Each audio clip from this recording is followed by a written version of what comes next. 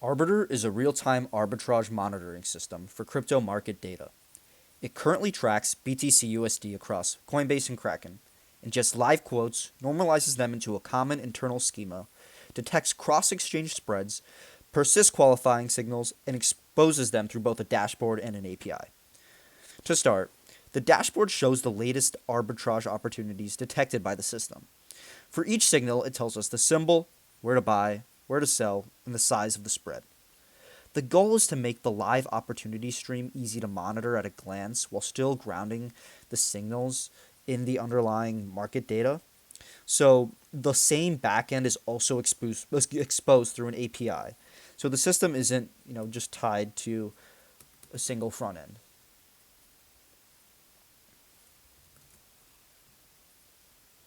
So if I query the latest signals directly, I get structured JSON back with the core trading fields along with timing metadata about the quotes that produce the specific signal. So, I can see the exact quote gap metrics for each of these quotes, the age of the quote that we're buying at, the age of the quote that we're selling at. And the idea is that we want um, the quote gap, the time between both the quote that we're buying and selling is in a close enough interval to each other. And we also want to make sure that the quotes themselves um, are not too old in time, are not stale, so that the opportunity is no longer there. So under the hood, the system is organized as a streaming pipeline built in Go, with Kafka as the event backbone between the stages. The first stage is ingestion. I have separate ingester services for Coinbase and Kraken because each exchange has its own WebSocket protocol, subscription model, and message format. And these ingesters maintain live connections, they parse the incoming market data, and publish raw ticks into exchange specific Kafka topics. So a topic for Kraken and a topic for Coinbase. I chose Go for this because it's a strong fit for network services and concurrent stream processing. And then the second stage is normalization. Each normalizer consumes raw ticks from one exchange specific topic and converts them into a shared schema. That gives the rest of the system a stable internal contract and keeps exchange specific parsing isolated from the actual arbitrage logic. And then the third stage is detection.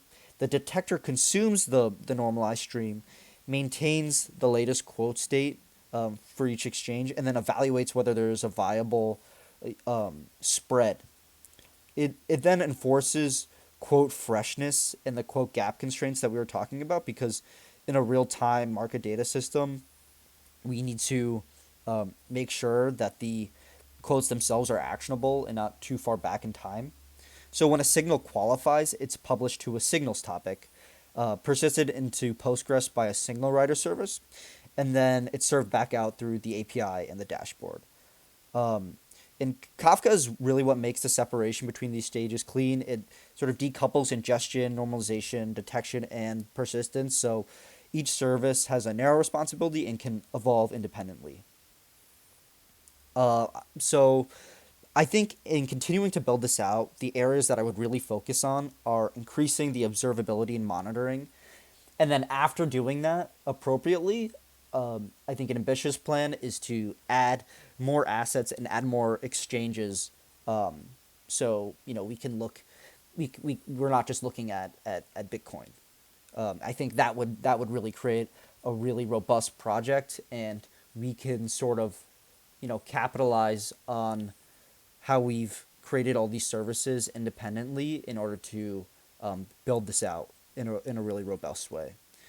So, overall, Arbiter is a time aware streaming backend built in Go that uses WebSockets for live market data ingestion, Kafka for the decoupled event flow, normalization for schema consistency, and detector logic.